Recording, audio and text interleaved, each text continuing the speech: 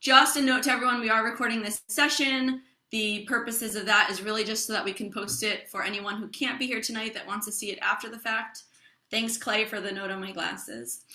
So don't say anything in the chat or give personal information that you don't want to go live.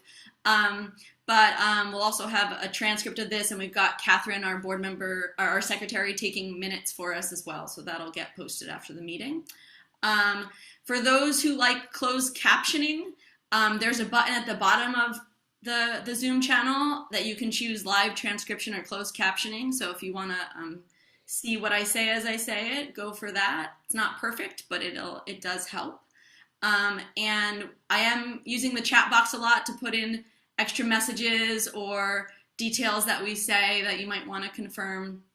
And feel free to put as many notes in the chat as you want, privately or publicly. Hopefully we'll have time to be a little interactive during this session, but we are going to try to stick to somewhere between 60 and 75 minutes to get it all in. We have a jam-packed session today, so I will move us along if we need to. Any other basic housekeeping announcements that the board members? Are you calling the meeting to order? Oh yes, Catherine. I'm really bad at the Roberts rules. We're calling the meeting to order right now, officially at 7:04. I'm calling the meeting to order. Just to kick us off, I'm going to spend a few minutes just kind of warming us up, and then I'm going to hand over to Officer Brown to give us an update. Then we'll have our guest speaker speak for a little while and do a Q&A probably as well. I'll let Lewis, our board member, introduce him in a bit. And if you stick around till the very end, we've got some more updates from Dining for Arts and some of our other committees, and then some quiz questions and prizes and a nomination for Best Neighbor. So I encourage you to stick around till the very end if you're up for it. And I will stick around even then some. So if you want to chat after the session, just stick on through. All right, so just to start us off, I'm putting a little note in the chat box. I know some of you, but not all of you, so curious how long you've all lived in historic Kenwood. If you're willing to share, give us a little bit about you or about how long you've been here at least. Let's see what we've got. Let's see who wins the award for, I do like to give out prizes in these sessions, so we'll see who wins the award for the most years. Oh, we're up to 10 years, 2 years. Look at this. Oh, all the way down to 6 months. We've got some newbies here. That's so great.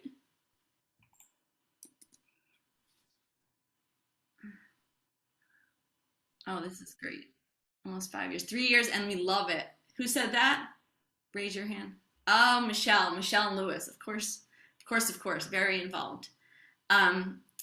Okay, you can keep piling those in, but I'm gonna put one more question in here.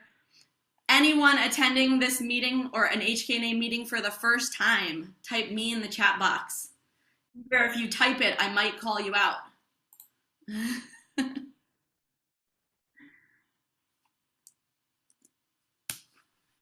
Who's attending this for the first time? Oh, Lois. Okay, Lois, I am going to call you out while some others put their things in the chat box. I'm calling you out also because you were the first person in the waiting room as well. So I'm going to spotlight you for everyone. Okay. Lois, do you want to unmute yourself and just share a little about what it's been like for you so far or how you came here? I'm going to defer to No, please don't. I'm eating. My husband's eating. Well, it's probably a more unusual answer. My husband and Mike Palfreyman and I bought a house in the historic Kenwood for our son, who is still in Boston and is planning to be moving here within a few months. We live in the historic Old Northeast, but we love having the house in the historic Kenwood. We've had many friends staying there. They love the neighborhood. They are looking for real estate. And we're just delighted to be part of your community. So great. What's your son's name? Matthew. I knew it because you're the ones that wrote us about a flag and a welcome basket for him eventually. Yeah, that's us. Has he moved in yet? Because we would like to get him a welcome basket. Not yet. He'll be visiting in February. He's got some job transition to make. He's living in the Boston area now, and he'll be visiting sometime in February and hopefully moving in within a few months after that. All right. Well, thanks for sharing. Did any of the board members, do you spot anybody else that said they were new? One more person that might want to share? Anybody?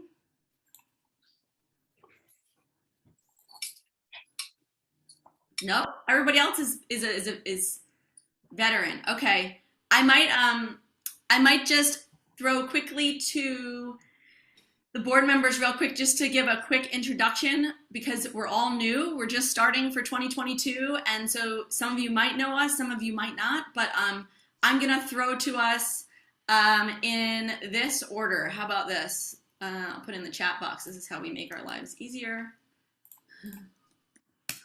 All right, meet your board. So first is up is me. I think you already know me now, president of HKNA Association. I don't know if Zach's in the room. Zach, are you in the room? Yes, I'm in the room. So I'm not going to be on video right now. I've got the illustrious task of being COVID positive as of today. So that's also nice, everybody. But with that being said, at least you can hear my voice. And but I'm excited to be the vice president and to support the board in many ways. And I've been in Kenwood for about 18 months and excited to get this year kicked off.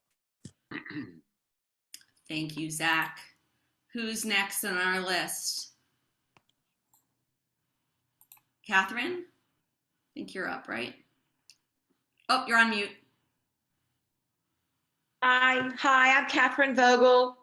Okay, I'm mute myself. Okay. Very good. Yeah, I'm the secretary, and so I've been here about 3 years. My husband's sitting beside me, listening to. I'm glad to be here, and it's even though we're not in person, I'm excited to be here. And take it away. Thanks, Catherine. And Yes. Catherine's a returning member to the board, so we're excited to have her back. Thank you. She is the best at the minutes, I'll tell you. All right, I'm moving on to Damien. Hi, everybody. I'm Damien Palladino. Myself and my husband, DJ, have lived here for now a little over 4 years, and I'm the new acting treasurer. All right, Damien and I have been very busy. Yeah. Last few weeks getting the house in order. So glad to have you on board, Damien. And then we'll move on to Daryl. Yeah, I'm Daryl. Daryl Gordon, immediate past president, and I've been on the board. This will be my fourth year. Yes, Daryl has got my back. That's what I say in all of it. His main role is to have my back since I'm the new president and new to the neighborhood, only a year and a half old, and Daryl's definitely, well, I call him one of the elders of our neighborhood because he's been instrumental for many years. Thanks, Daryl. And moving on from Daryl to Karen. Where are you, Karen? Hey, everybody, I'm Karen. I'm just an at-large board member. Very happy to be here. Move on to Louis. Hello, I'm Louis Ribner. I've been on the board this is my second year, and working really hard and really fast to get as much done as I can while on the board. Hopefully my tenure will go on and on and on, but love living here in historic Kenwood and love being involved and meeting all of you and everybody else. And it's just a great place to be. Thanks. And I noticed Michelle conveniently got off the screen, but she'll be back later. Here she is. All right. And moving on to Sarah, who I've sort of briefly mentioned as our tech support tonight, but I'm going to add her in. Hi, everybody. I'm Sarah. This is my first year on the board, and I'm already really excited. I my first task is to take over the welcome basket. So you'll probably be hearing from me soon. But yeah, I've been here for about 2 years with my husband and my dog. You've probably seen us walking around. But I look forward to meeting everybody in person soon, hopefully. Thanks. Thanks, Sarah. Yes, we handed over welcome baskets this week. It was very exciting. And finally, Katie, who also spent some time with me today working on merchandise. Hi, my name is Katie Kloppenstein, and I'm new to the board. And I've been in Kenwood for a year full-time, a couple years before that part-time, and here with my husband and cats. And I've got a little free library out front. It's a bright red box, so come on over and see me at 4th and 26th. Sweet. All right. Well, can the board members help me out a little bit and just monitor the chat and also look around to see if Officer Brown arrives, because I know she was having some trouble logging in. So when she gets here, I want to respect her time and have her do her update for us when she gets in. But real brief, I just want to give a couple quick announcements on things that I wanted to remember to mention to you all before we get into our speakers. One is that super exciting news, maybe for me because it's been a labor of love going on for some time, is that as of yesterday, we got up and running with the new Google Workspace platform, I guess. So you can now what does that mean for you guys? So that means that you can now email us, first of all, at historickenwood.org. So all those board members you just met, if you just write their first name and at historickenwood.org, you will be able to send an email to any one of them. I encourage you to, send us your thoughts or just a hello or test it out because it's super new and there will probably be bumps along the way. But also you could write to board@historickenwood.org and you'd get all of us at once. So try those things out. You'll hear more about that coming up. I see some thumbs up. Many of you in the room right now don't know it, but you also have personalized email addresses set up for you. So watch out. Pretty soon, any of you will probably be able to just put your first name in Historic Kenwood and be able to reach each other.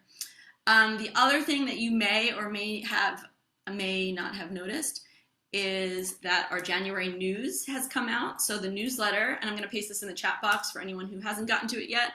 Our newsletter is up. It's online.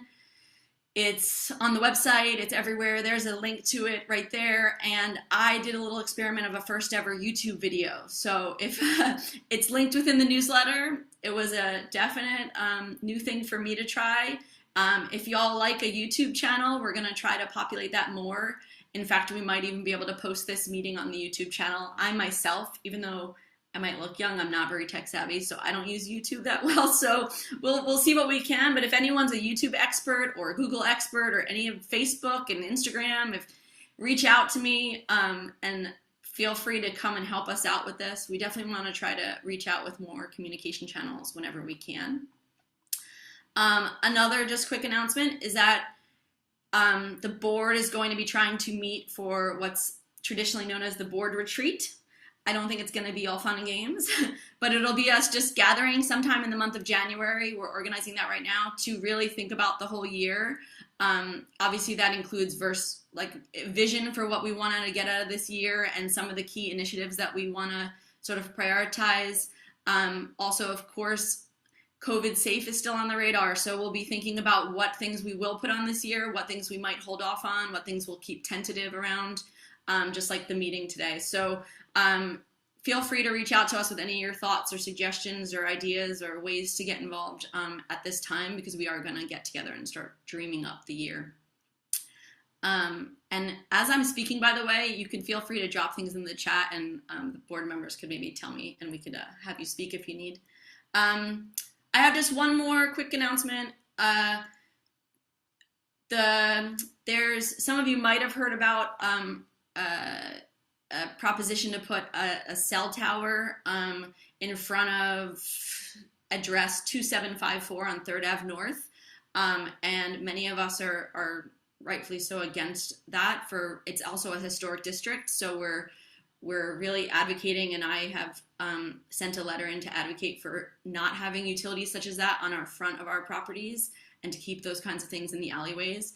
but I wanted to just mention it because there is a public hearing for that tentatively scheduled with the CPPC for February 8th. We'll keep you all updated because it's gotten moved a few times. So we'll keep you updated if anyone wants to attend that and speak up.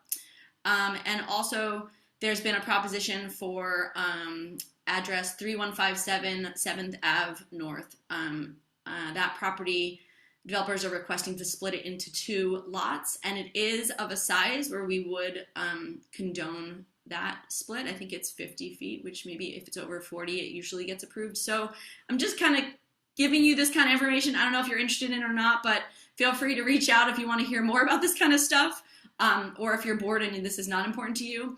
But we get many, as the board, we get many variances and requests for different things. And so we often give our voice. We don't have the ultimate decision-making power on this, but we can often give our voice and our influence, as well as all of us as neighbors can do our part.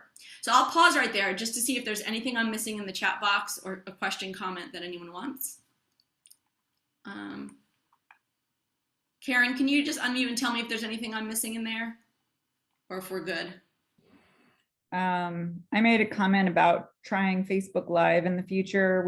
Something we might want to explore. And Damien made a comment that said vote no. Vote no for the cell tower. Is that what he's saying? Yeah. I assume. Vote no for the cell tower. Yeah, I think that's a good point. All right. Well, does anybody see Officer Brown? Officer Brown, are you in the room yet? If not, I will move to Spotlight Lewis. We'll have Officer Brown talk at the end. So I'm going to spotlight you, Lewis, to just introduce our speaker, if you don't mind. Got it. Spotlight. All right, Spotlight. Hi, everybody. I was lucky enough to hear our guest speaker speak about his visions of bringing theater, and there's so much to say about him. It's hard to summarize it. So I want to introduce Rajendra Ramoon Maharaji, who is the current artistic director of the American Stage Theater in St. Pete. Rajendra is a fascinating, fabulous man. That was my impression after hearing him speak the last time. He's an award-winning theater artist and director, choreographer, playwright. He's a teacher and a storyteller and a fabulous leader, whose main goal is to bring equity and kind of revolving reality into theater, in diversity and all of that in St. Pete and pretty much all over. He has been involved in theater for many years, doing lots of different things. And I'm just honored to introduce him to you. So Rajendra, wherever you are, it's all yours. Hi. Hi, my friend. Thank you so much for your kind words, and thank you all for having me tonight. This is such a treat.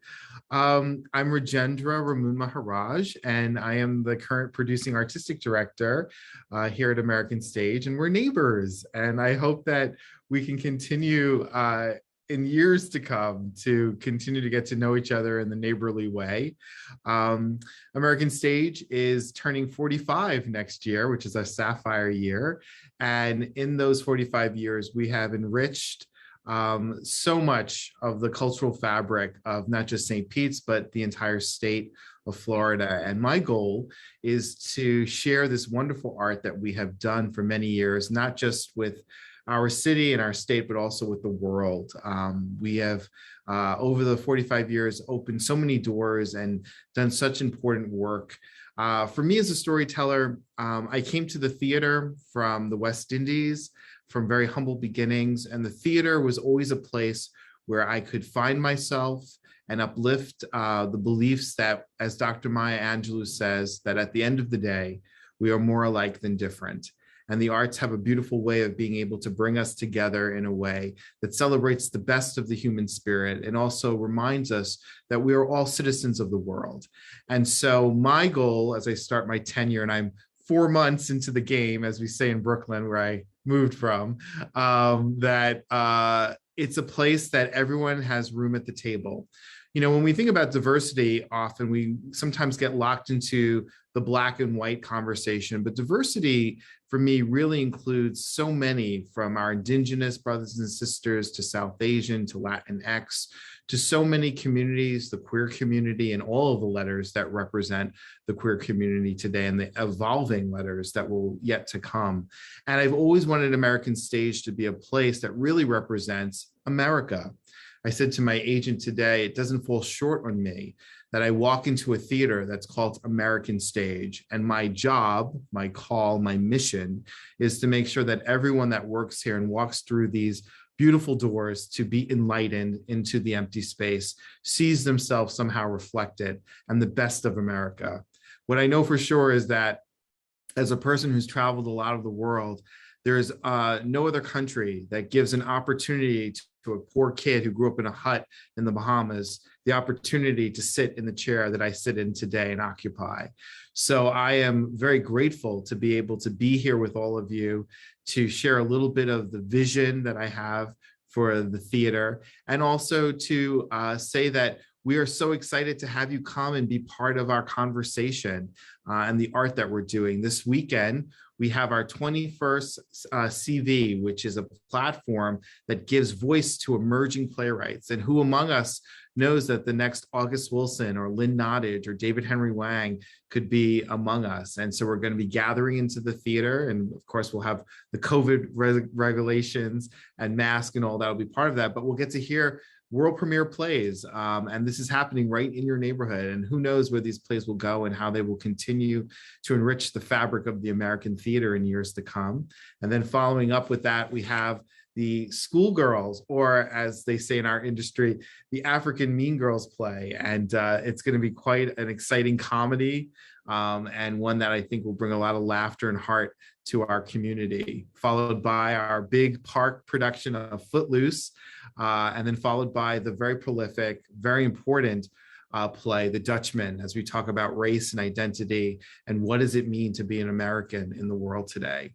So I'm really grateful and excited to be here with all of you and get to know you a little bit, and to say thank you for being such great neighbors and great supporters of American Stage, and for giving me the platform tonight. My first show that I did direct, I just saw in the chat, was Jacob Marley's Christmas Carol, and I was so happy to direct and choreograph that, and be able to bring new communities, particularly the punk community and a lot of artists who feel that they're on the fringe, into the theater for the first time, as well as our core audience, to have conversation and dream in the empty space together. So with that, I will open up to questions and say thank you so much for inviting me tonight to speak. And I feel very fortunate that we all live in this beautiful neighborhood and that we get to know each other and share space and time together. Thank you so much. All right, we're going to open it up. We've got a bit of time. So you can put thoughts in the chat box, or you can raise your hand, or you can just unmute. We can get, if it gets too chaotic, we'll put some management on this, but otherwise, go for it. I see Clay Bradley has a thumbs up. Did you have a question? Daryl Gordon has a cheers hands. We love it. Oh, I see Michelle's got a hand up. That means a question, maybe, Michelle. Hi, Michelle. Hi. It's not so much a question. Well, actually, I guess it is. My husband and I had the honor of getting to see you at the theater when you made kind of your introduction to the full St. Pete community. And one of the things that we were both really impressed with was how you talked about the fact that most theater really is for the kind of like the upper class white people. And one of your goals is to bring in the community who often doesn't either have the ability to come to the theater or want to come to the theater because they see it only as this white, rich elite. Yeah. And so I'd love you to talk a little bit about that, because we were really impressed with that whole concept. Well, thank you. I've always believed that the theater works best when it is able to provide a safe space for everyone to have conversation and be in dialogue with each other. And as I came to St. Petersburg, one of the things that I've noticed is that there is inherently a division that exists economically, and a certain degree of segregation. And of course, knowing the history of the South and the history of Florida with segregation in different time periods, I want to find a way that poor kids like me who grew up but had big hearts and big imaginations can come to the theater and be all that they can be, so that you have the next generation, but more importantly, of the next Angela Bassett, who is from St. Petersburg, and that we're able to nurture those artists. And the arts should be able to be given to everyone. Everyone deserves an opportunity to see a play. And so one of the programs that we have here is that if you are under 20, that you can come to see any play for free. And so we're really engaging. I live in South St. Pete, and I made a conscious effort to live there so that I can engage the community, so that other people of color can see and say, hey, oh my God, it's even possible. What do you do? What is a producing artistic director? And be able to dream without a ceiling. I think American Stage is so fortunate to have people of all walks of life who are generous in supporting our narratives and our initiatives. And my grandmother always taught me in church that, you know, the last shall be the first shall be the last. And in that, you see that we are more alike than different. And so I'm hoping that through my programming and through my community engagement as an organization, that we're able to reach out to communities and say, come see the theater for the first time.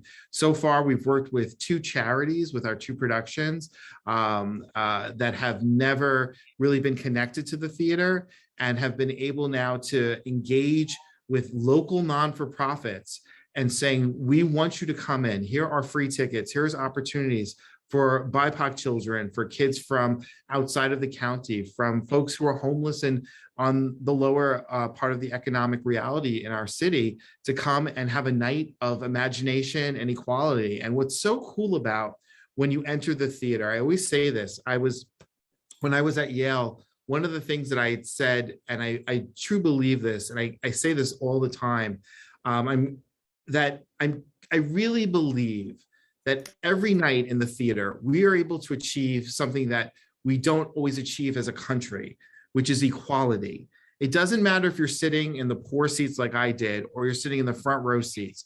When those lights go down before they come up, that's equality. Sometimes it lasts 30 seconds, sometimes it lasts a minute.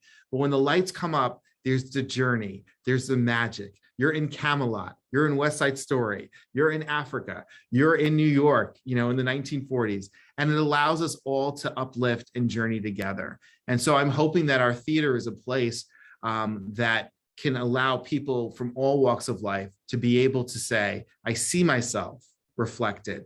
I can understand that I have value, and that my experience, my culture, my history, my legacy, my personhood, my humanhood is on full display and celebrated at American Stage.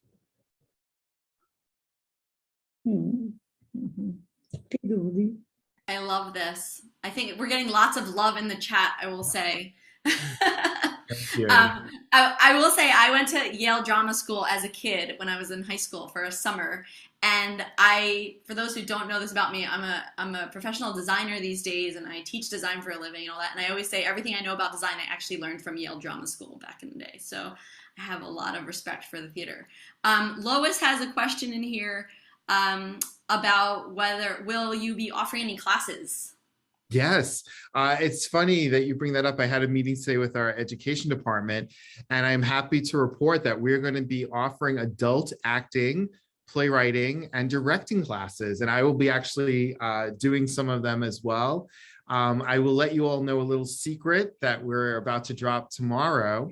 For the first time in American Stage history, we have 2 celebrities that are going to be joining us in our productions. Phyllis Yvonne Stickney, who you might have remembered from the Women of Brewster Place with Oprah Winfrey, the television show A Different World. Stella Got Her Groove with Angela Bassett is going to be joining us for the Schoolgirls, as well as Jennifer Lee Warren, who was the original Ronette in Little Shop of Horrors off Broadway, and was also just featured in Rent Live, and was nominated, I think, for the Tony Award for Maria Christie with Audra McDonald. They're going to be joining us, and this is in your neighborhood, so we want you to come and support. But we're going to be offering acting classes, directing classes, and playwriting classes for adults, and we're just so excited to get that started in the next few weeks. That's so great. I see a hand raised by Alec Smith. Alec, can you unmute? You have a question? And you can go to our website to find out more information. Okay, great. And I know, by the way, info@Historic Kenwood is on their mailing list. So we get messages from you every other day. So when we see that going, we will share it with the community for sure. Excellent. Alec, I'm gonna spotlight you. Hi, it's Jen Smith, Alec's partner. I just wanted to say I saw Jacob Marley's Christmas Carol, and I just wanted to give you mad kudos because I have been seeing plays for the last few years with one of my good friends, and it was by far one of the most creative and well done plays I have seen in a long, long time. So we stayed for the talk back, and I felt like I even learned more, and just the layers were peeled back, and I walked away really truly amazed. So thank you so much for the creativity that you're bringing to our community. Oh my goodness. Thank you so much. Sometimes as directors and choreographers, you go away and you don't really get to hear what the show was and how it impacts people. And I will embrace that and thank you. It holds a special place because as I start my tenure, this will always be the first show that I did. And so it was really special, and the message of second chances and redemption really kind of resonates with me as a citizen of the world. I will tell you one funny, cool, super thing that happened with this. So the playwright, Tom, he contacted me because his sister had come to see the show. And she said, I had suffered through 22 productions of my brother's play around the world at different times since he wrote it. And this is the most impactful production I've seen ever, including the original, which he started in Chicago. I was like, okay, well, that's good. Thank you. That's high praise. Well, I didn't realize that she would tell her brother, and her brother contacted me through his office. I've never had a living playwright of his stature contact me and say, I've been reading the reviews. I'm so excited. Thank you for taking my work and elevating it, because it's always done this way. And I always knew it could be more as an artist. So thank you for providing the platform. And it just really touched me. And now he sent us more of his plays. So it's an exciting time to develop those relationships, both locally and nationally. Congrats. They did share that night, and I thought that was really cool to have that going on in our community. So the set and the costumes, all of it was really impressive. So thank you so much. And I can't wait, if you're free this weekend to come through, please, you'll be enjoying this place, but definitely for African Mean Girls, because there's a big surprise ending that we have for the audience. And one of the cool things that I'm committed to is engaging our community. So for African Mean Girls, opening weekend, we're going to have the lobby turn into an African market, and local African-American women who sell different things, hair products, fabrics, baskets, bags, they're going to be in our lobby selling their wares and engaging the community for the first time. And then also for the closing. And then also we're going to have live African drummers and dancers in the lobby dancing. So it's going to be quite an exciting time. I don't know if anyone knows, but somewhere in our Zoom room right now, we actually have an African drummer amongst us. I'm not going to say who it is, but in our community, we do have in the Artist Enclave an African drummer. So maybe we can get more and more involved. I see there's a hand raised. Oh, shoot. Sorry. Oh, no. I've just accidentally. Oh, no. I tried to remove the spotlight from Alec and Jen, and I actually removed them from the Zoom room. I hope they that personally. This is the fun of Zoom. Oh, geez. I love them dearly, so I hope they'll come right back. But that was not intentional. I'm putting that on the record. But we have a question in the chat from Peens. I hope I'm saying that correctly. Peens, do you want to unmute and ask it? Your video's not on, so I won't spotlight your name. But do you want to ask it? Go for it. Okay. I thought my video was on, but I guess, here's. If it is, okay, I should be on now. Do you see me? I guess you don't. I see you. I will spotlight you for everyone. Okay, go for it. Okay. Hello. So actually, this was a question from my husband, Lance. Lance has been involved in theater for what, 40 years, 50 years. And so the question was, how do you plan to move American stage into the community? That's a Great Yeah. question. Out of that second floor stage downtown. Yeah, out of the downtown space into the community. And this is how you promote it more directly. Yeah, I appreciate that so much, that question. Thank you. Well, I'll tell you, one of the things we're doing next season, which we haven't really announced, is that we're going to be doing more site-specific work, which means we leave the theater and we're going to different parts of the community to perform. So we're going to be doing that. And also, we have been discussing working and seeing if we can get corporate sponsorship to create a theater truck like Joe Papp did back in the 70s in New York, where he would get into his wagon and go to different parts of New York City and do pop-up theater. Yeah. So we're working on doing that and engaging as much of the community as we can. It's a really exciting time in terms of the possibilities that we can do with theater now that we learned that, technology can be a bigger tool and also just a great old imagination. And so we are excited that we live in a place that's a living postcard. I always say that to my friends in Brooklyn. They're like, you moved to St. Petersburg. I'm like, it's like living in a postcard, And so to be able to go out into the community and sometimes bring the theater. I grew up, as I said, in the West Indies, and we had no theater, but we had groups of artists that would travel from town to town. And my grandmother would say, oh, they're gypsies, leave them alone. And little did she know that her grandson would become one of the heads of the gypsies. And so just traveling around the community and being able to engage folks, we're really excited. But look out for next year. We're going to be doing some site-specific stuff in the community and partnering with other organizations that are in the artistic circle that are not theatrical, but are artists as well. So more to come on that. That sounds exciting. Thank you. Thank you. I am going to go to, we have 3 hands raised. I'm going to go to Karen, and then we'll go to Jim, and then we'll go to Stephen. So we'll go in that order. Karen. Hi, Rajendra. See you here. So I, along with Lewis, also got to meet Rajendra at his town hall and was super excited and so nervous because he invited me back for a community conversation, which was honestly just amazing to sit and talk with him. You were fabulous. You were amazing. And I stumbled around a little bit, but you helped me a lot and it was really fun. But I have some questions just as a follow-up. I know I'm very inspired by you, as you know, and your vision for the theater in general and for American stage in our community. I had a lot of thoughts. First, on this last point you just mentioned, I thought of the Nomad Art Bus, which is in our community and well reputed and maybe could be a potential partner for you and focuses on the visual arts, but I think would be an amazing sort of collaboration for you to have, a performing arts component with that. But my thought was, you are offering free performance for students under or young people under 20. How do you get to young people and their attention spans being so short? And like, how do you feel about like incorporating sort of transmedia into your works to kind of make it interactive and captivating for younger people since they're so into devices? And my other question is, how can we support you?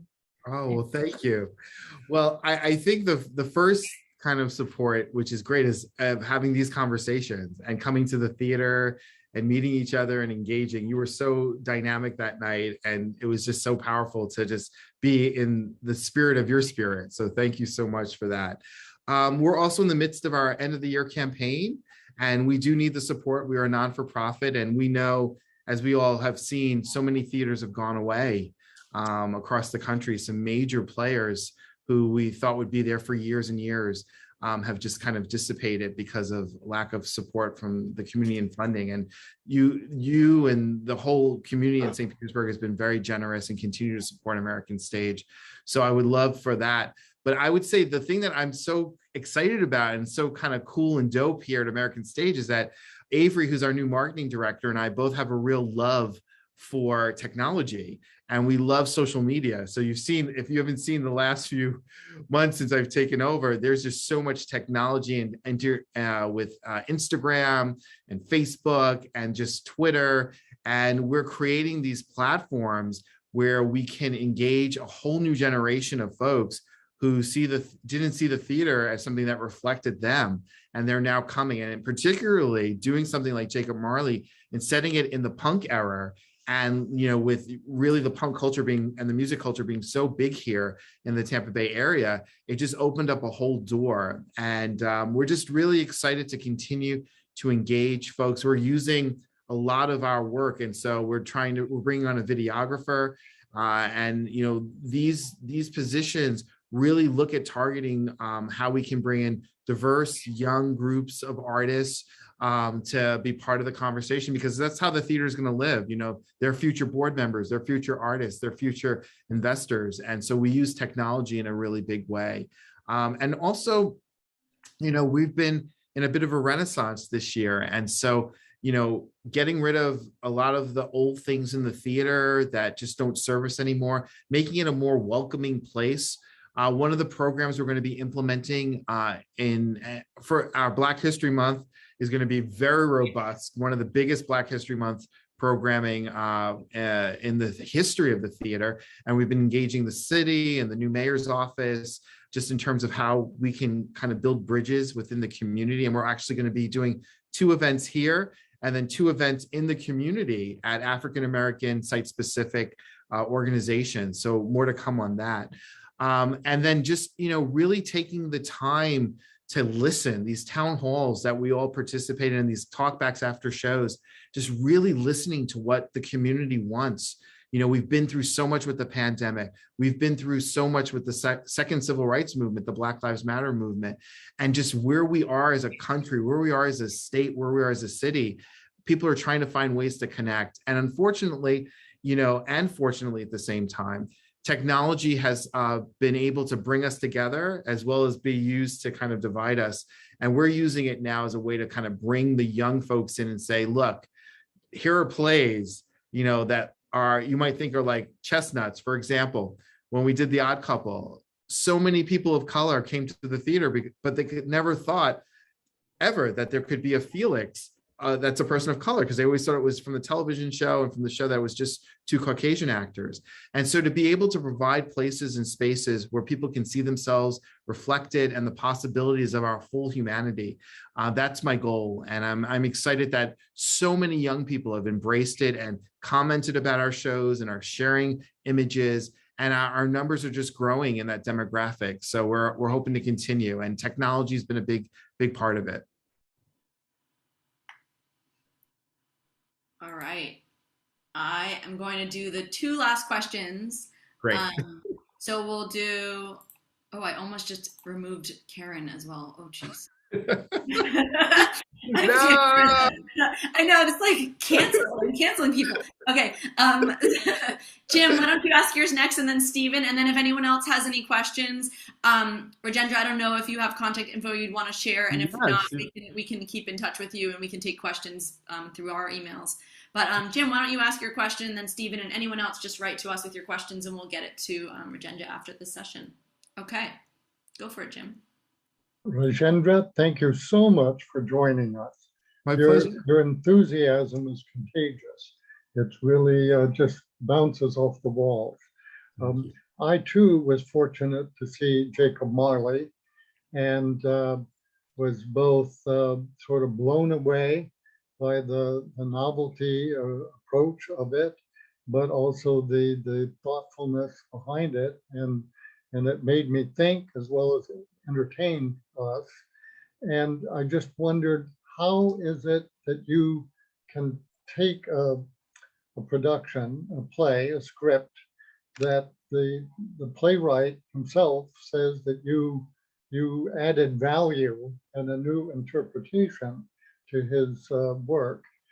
How do you come up with these ideas, this value adding, this interpretation that marks your own imprint on something? Do you have a process, or do you pray a lot, or what? Well, I thank you so much, and I appreciate the question. I'm getting a little glassy-eyed because I'm thinking about my grandmother who raised me, and we grew up very poor compared to most standards. But the one thing my grandmother always gave me was the gift of imagination. So even though we lived in a hut, I thought that hut was Buckingham Palace because there was so much love, and a broom could become a stage, and the table could become, you know, the horses, and I could be going to a big ball. And so it always, my grandmother always taught me and instilled in me, and she's always been the greatest teacher to me, that your imagination can take you to far beyond any limits of what you think and should or could be in the world as a human being. So I always look at the play and think, where can the little boy in me be able to play? I work in an industry where every day I get to play with plays and musicals. And so I try to bring that spirit to my work. And when I was really poor in that hut, and now that I sit here at American Stage in beautiful St. Petersburg, I never forget that the gift of imagination is that not only are you planting it in adults, kids at any age, it's also for the little kids who see the mystery of what the empty space can be. And I was always that kid that leaned in at any play. I was always at the edge of my seat leaning in. And I want to be able to give that to our community, that lean in and imagine. Right. Thank you. Thank you. And last but certainly not least, let's hear from Stephen. Hi, Rajendra. Hello. I am a member of the African drumming community that Alexis referenced, and I want to be part of the performance at the African market. So let's talk. Excellent. Please, let's stay in touch. My email is rmaharaj@americanstage.org. So please email me. Again, it's rmaharaj, MAHARAJ as in Jack, @americanstage.org. So Great. please join us. Can someone put that in the chat box? I don't even know if I caught that, or maybe Rajendra, after you're done speaking, you could put it in the chat box. Yes, so we've got it handy. Absolutely. That would be great. Great, thank you. Oh, there we go. Karen, thank you so much. She did it for us. Oh, great. Yep. Thank you so much. Well, thank you so much for coming to speak to us. And thank you for being flexible with our last minute switch to Zoom only. But actually, there are pros and cons to the Zoom room as well, because we get to have these more intimate kind of conversations than we would if we were in a big hall together. So thanks for your flexibility. My pleasure, and thank you all for being such great neighbors and your continued support of American Stage and of me and this new vision. You know, we're making history right now in our country and in our city with our new mayor and a new artistic director here at American Stage. And just thank you for being so welcoming. And I look forward to the journey ahead. Please come if you have time this weekend and you have nothing to do. Come listen to some great plays. And thank you for your continued support of our beautiful theater.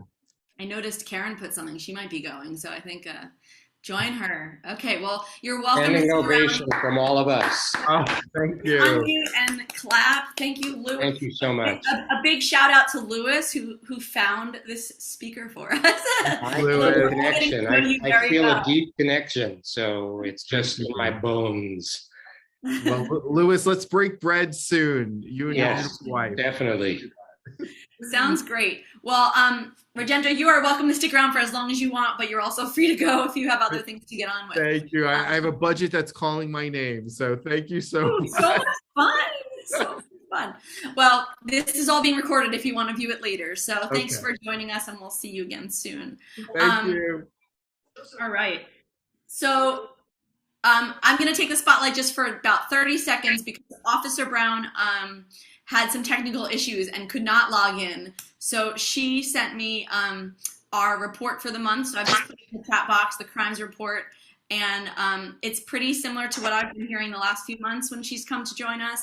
So most of the issues have been burglaries. And I think if you look at the details of the report, which I haven't looked at yet, it's probably oftentimes a car that's unlocked as well. So keep your cars locked, people. And otherwise, we're pretty good for this month. She will definitely join us next month. And I've put her contact information and our community contact information in the chat box if you need to reach out at all. And I'm going to move now to some announcements from some of our committees, starting first with our most exciting new things in February. I'm going to turn it over to Dining for Art co-chairs. Am I turning it to Michelle, I think, right? All right, we're back to Michelle and Lewis. They're our power neighborhood duo, I will say. All right, Michelle, the floor is yours to talk about Dining for Art. Okay, so where is Sharon's face? I see, there she is behind Steve. There? Oh, can I spotlight you too, Sharon? I bet I can. Can't escape me. Okay. Sharon and I are co-chairing or organizing the Dining for Art. And I realize for many of you, this may sound repetitive because we keep like speaking up and sending things out through connections and in the newsletter. But we're really, really trying to make this a really successful fundraiser. I think most of you know Dining for Art is a fundraiser that we do through the whole month of February, where people volunteer to host either a dinner or a brunch, or usually it's a dinner or a brunch, and others come and pay to attend at that event. At each one of the events, where each host is teamed up with a local artist through the Artist Enclave, and the artist displays their work. All of the proceeds, every penny that comes in, goes directly to the Public Art Fund of Historic Kenwood. And that pays for the finials that we do every year, and also the artist benches in Seminole Park. We're really excited, but also anxious about this coming February with Dining for Art. So far, we have about 8 hosts who have committed to hosting. We really would love to have more. We're looking to get to have more opportunities to get together, to break bread together, to support the artists. But we also recognize, again, that COVID hasn't gone away. And, that's why we have this Zoom meeting instead of in person. So we just want everyone to know that if you're interested in either being a host or attending the dinners or the brunches, we're aware of the surge with the Omicron variant. We are really just asking our hosts to take, not responsibility, but to make their own decisions about how many people they want to have come. Do they just want to have it outdoors or indoors? Are they going to require masks indoors? Are they going to request or require that people who attend are fully vaccinated? Those decisions will be up to the host. Those will be all described in the write-up, which you will see probably, I can't give you an exact date, but it will be mid-January. That will come out on the website, and also through HK Connections. We're also very excited because we're trying to expand the whole concept of Dining for Art, where we will have a lot of other alternative options of raising funds, some of which are really wonderful and fun. That includes things like purchasing certain items. Some person, a board member actually, has volunteered to make granola. That's Katie. And people can purchase the granola and that will be delivered. Our president has volunteered to make these date nut puddings in a jar on a certain day, probably around Valentine's Day, because lots of sweet stuff then. We're talking to some local restaurants and coffee shops about considering whether they would pick a day or a weekend or a week where a percentage of all of their sales is then donated back to HKNA for the Public Art Fund. We're continuing to look for other opportunities like that, other alternative opportunities for those people who aren't ready to attend big gatherings or small gatherings either, for those people who would like to participate but don't feel like they can host right now. Their home may not be ready for hosting, whatever it might be. So we're really still looking for for different ideas, alternative ideas, so we can raise funds. The thing to also keep in mind is that everything is considered a tax deductible donation because we're a nonprofit. So if you're paying to attend a dinner, that's a tax donation. All of the hosts do put out money for making the dinners and offering offering liquor, etc. Everything that they do can also be considered a tax donation. So just like keep that in your mind. Sharon, I know I kind of talked quickly and you were busy with another meeting. So are there other things you want to bring up? I just want to say that the other part of this, besides raising money, which is an important aspect, is it's a real opportunity to meet people.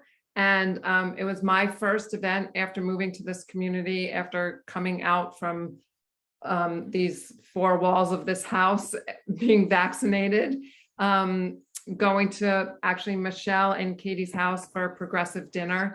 And I think almost every person that we met there, we are still friends with, and that was a year ago. So it was a wonderful way to just connect, to feel part of the community, so and make friends, and that's why we moved here. So so that's the other important part of this.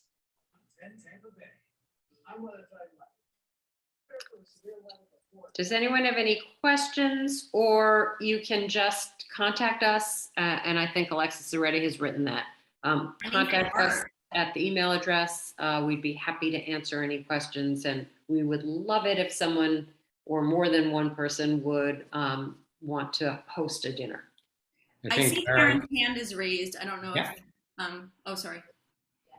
Hi guys, thanks for all your work on this. I'd be willing to host or partner with somebody for some sort of progressive thing. I think that'd be really fun. And I just wanted to throw out there a thought that there are different estimates about Omicron and this wave, that it's going to sharply go up and then sharply go down. And some say mid-January and some push that to February, but I did wonder about pushing this, some of these to later February or even early March. Just want to throw it out there as a thought. I don't know how folks feel, but I do feel like it'll pass pretty quickly. Like then it will feel a lot safer. And I mean, everybody's getting sick, so everybody will have been sick already and feel really good about getting out after that. So that's just a thought. Good thought. Yeah, I actually had that written down here and I forgot to say it, that I think just as Delta surged through the entire Tampa Bay community, and then it left, we seem to be hearing that about each one of the variants, that they go through communities and then they leave fairly quickly. So let's hope that happens with this. But that's a great idea, Karen. All right. Well, I'm going to move us along. So we are at 8 o'clock, but I have about 15 more minutes probably of things planned. So hopefully you're willing to stick around for a bit and wait for those prizes at the end. I'd like to throw next to the Artist Enclave. So I think, Lisa, were you going to speak to some upcoming events?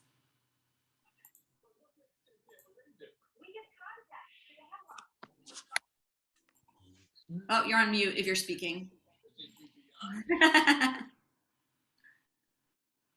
Okay, sorry. Lisa Presnell, and with the Artist Enclave, we are actively planning our March tour, which is, we're calling it Artist at Work, the studio tour, spring. It'll be March 19th, March 20th, 2-day long event where we tour not every studio, but so far we have about 22 artists signed up approximately. I know that there will be more artists, and not every artist has a studio, so we anticipate probably between 12 and 18 stops over that weekend.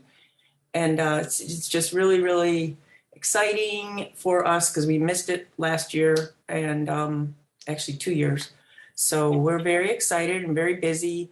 Lucy Westfall and Jan Richardson are co-chairing that committee, and I don't know if either of them are here tonight, so I just spoke up, but if they are and have anything to add, I'd be happy to hear from them.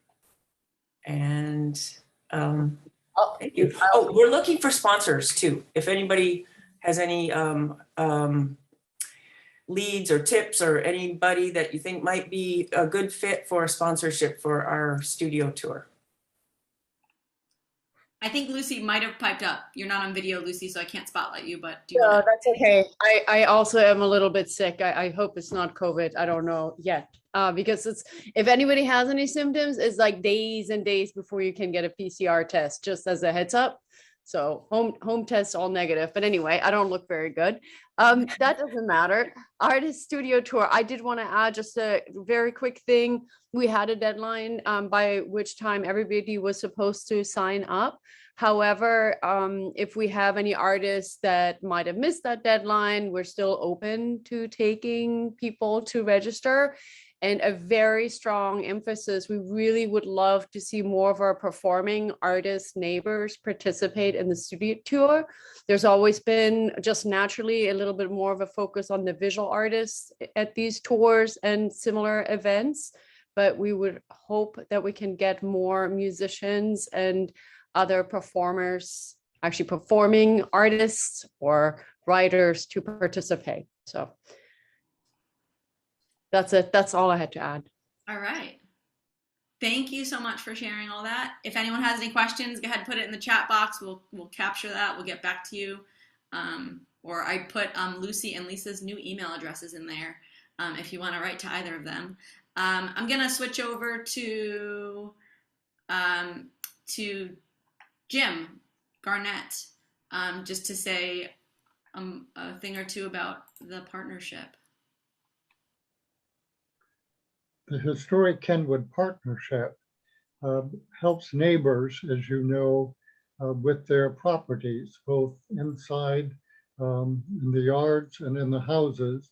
And we have some projects that we're pursuing, but we're always on the lookout for other good projects that will help neighbors inside Kenwood, but also outside.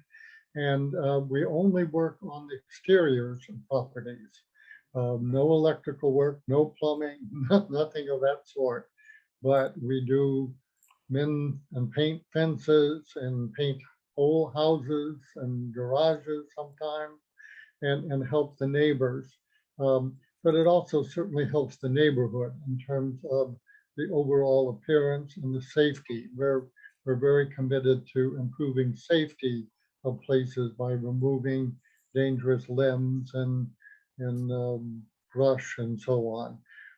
So if you need this kind of help or know someone who does, and typically these are people who don't have the health, the age, the strength, the financial resources to get this done themselves and just need a little boost. And we're not asking people to say, oh, my neighbor across the street has got a messy yard, sick the partnership on them.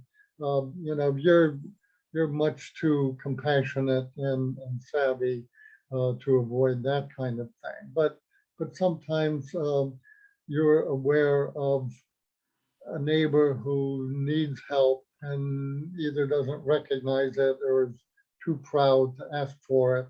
And then we will contact them and as tactfully as we possibly can, work out some kind of solution for them.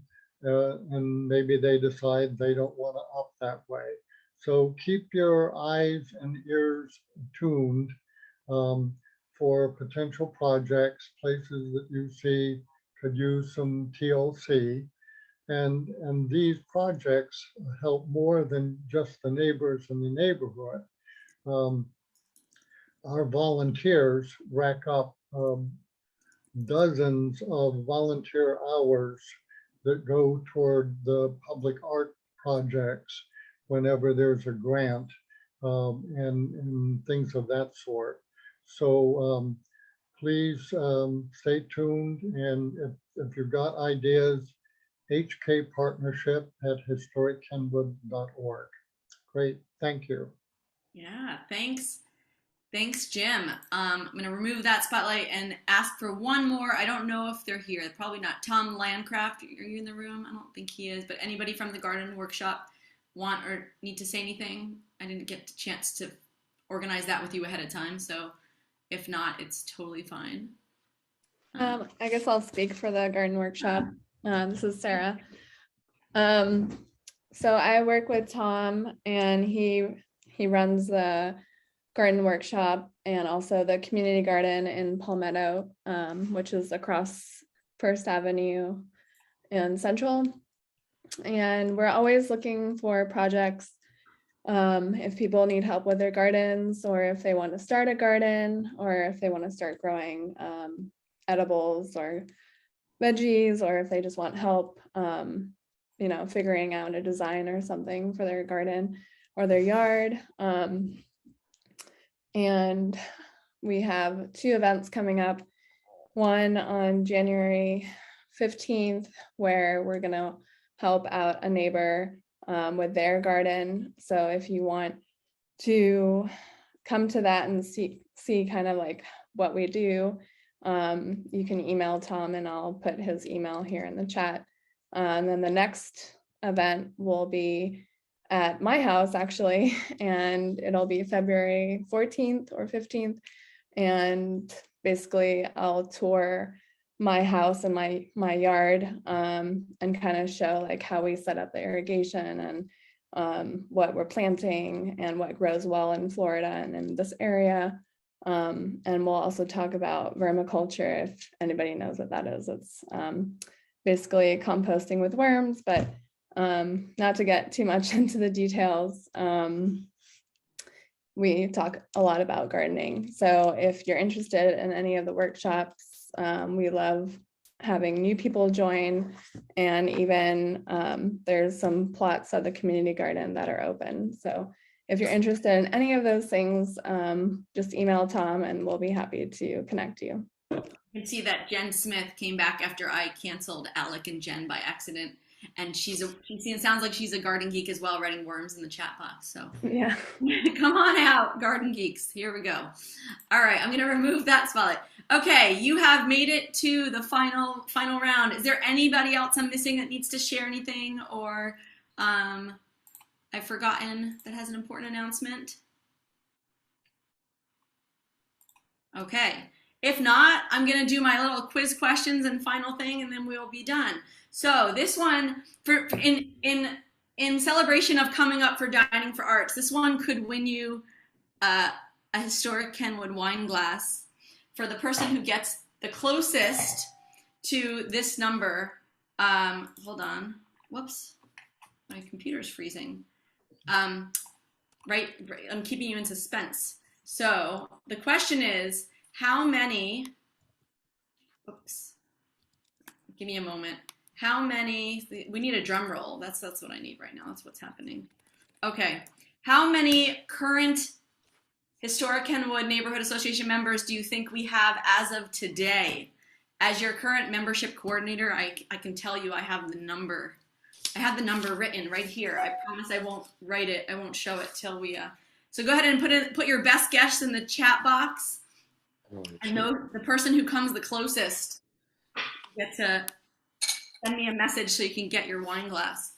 All right, I'll give you a moment to think about that one.